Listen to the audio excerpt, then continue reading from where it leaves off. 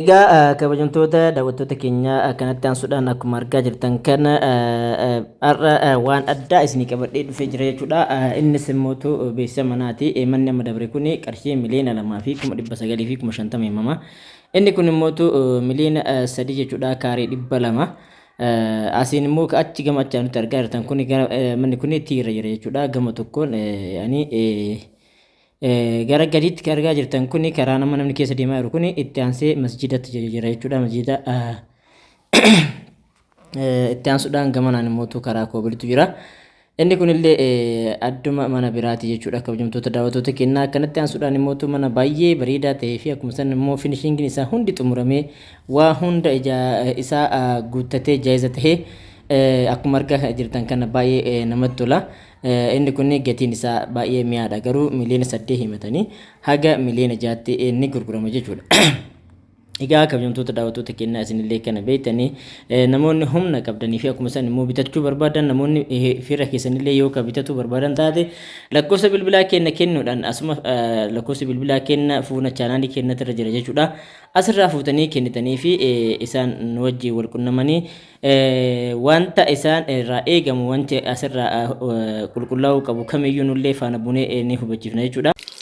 Assalamu alaikum warahmatullahi wabarakatuh. Shamaartu funee kabajamtoota daawwattoota Ashaa Indee Kadirtu. Egaa kabajamtoota daawwattoota keenyaa har'a akkuma argaa jirtan kana meeshaa obboleettiin maqaan isii Zinnuu qabannee dhufnee jira jechuudha. Kabajamtoota daawwattoota keenyaa. Egaa meeshaan kun asuma magaalaa Adaamaa keessa deema jechuudha. Obboleettiin keenya Zinnaash asiin soofaa nama 5 qabdi. Itti aansuudhaan algaa qabdi. Ammallee doolaaba meetira tokkooti fi akkuma san immoo biffee meetira tokko qabdi jechaadha. Egaa warroonni chaanaalii keenya kanaaf haaraa taatan subscribe gochuudhaan haga dhumaatti gatii isaa isiniif himna waan ta'eef haga dhumaatti nu wajjin tura. Hiriyoota keessaniif illee immoo share godhaa. Viidiyoon kun isin fayyada waan ta'eef viidiyoo immoo jalqaba irratti like godhaa isin jedha warri subscribe gootan. Egaa ani maal isiniin jechuu barbaada? Egaa kabajamtoota daawwattoota keenyaa yeroo meeshaa xalabattan namni meeshaa qal jedheetuma xalabachuu qofa osoo hin ta'in namoonni tokko meeshaa xalabattanii yeroo isin yaada keessanillee jijjiirrattu jiru. Kan isin jechuun kiyya karoora malee akka hin xalabanne isin jechuu barbaada. Ammaan as jalqaba irratti akkuma argaa jirtan kana soofaa nama 5 waliin jenne qabdi jechaadha.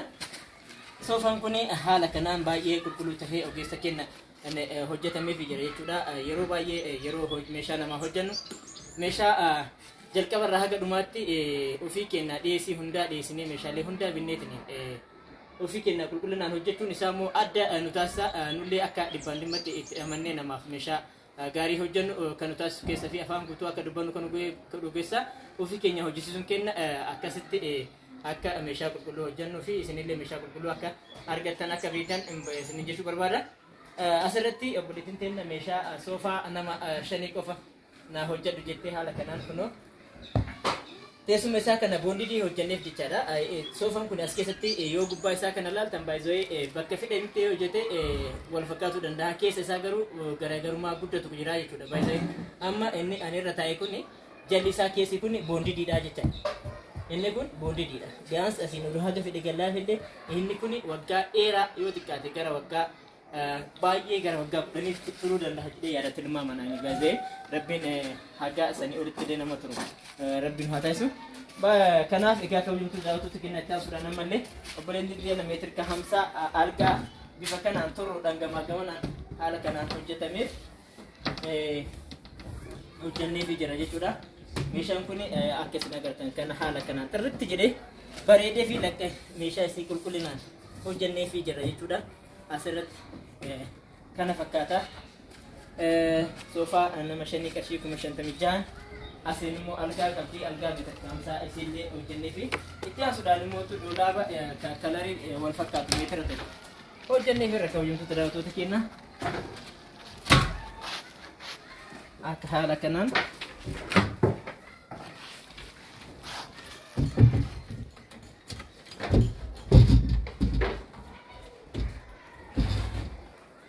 haala kanaan ka jalallee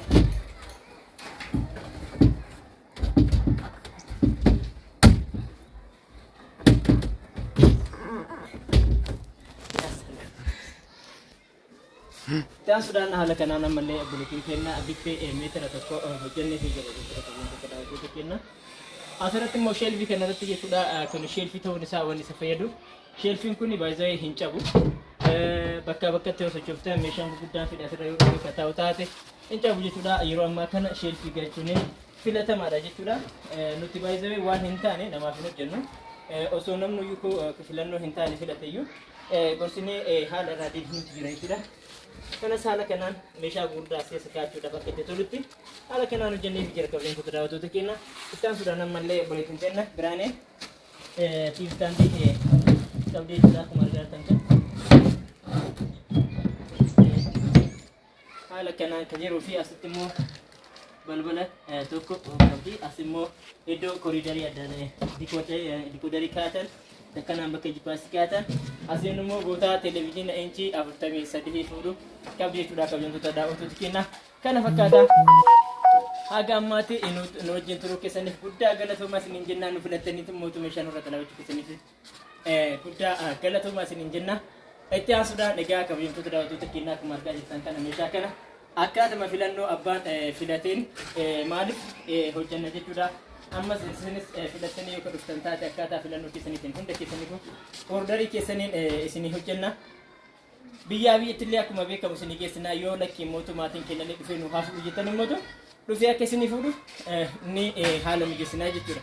Itti aansuudhaan yeroo tokko namoonni meeshaa jeetan kana delivery waan ofii kenna haga manatti nutu geessa dhugaadha. Deemsi mootu hojii kanallee jalqabarraa haga dhumaatti hojii bunee hojjenna. Transportiin garuu yeroo tokko namni viidiyoo keessatti illee nun hubanne haga manaatti geessina yoo jennu delivery ofii keenyarraa akka fallu itti fakkaata. Asirratti isinillee nu wajjin sirreeffadhaa isiniin jenna. Delivery abba maqaa bitateetu kafala jechuudha. Kanaaf kana hubannoo keessa akka galchatan isiniin jechuu barbaada. Ammaan hanga ammaatti nu hojii turuu keessaniif guddaa galatoomaa. Assalaamu alaikum warahmatullahi wabarakatuh.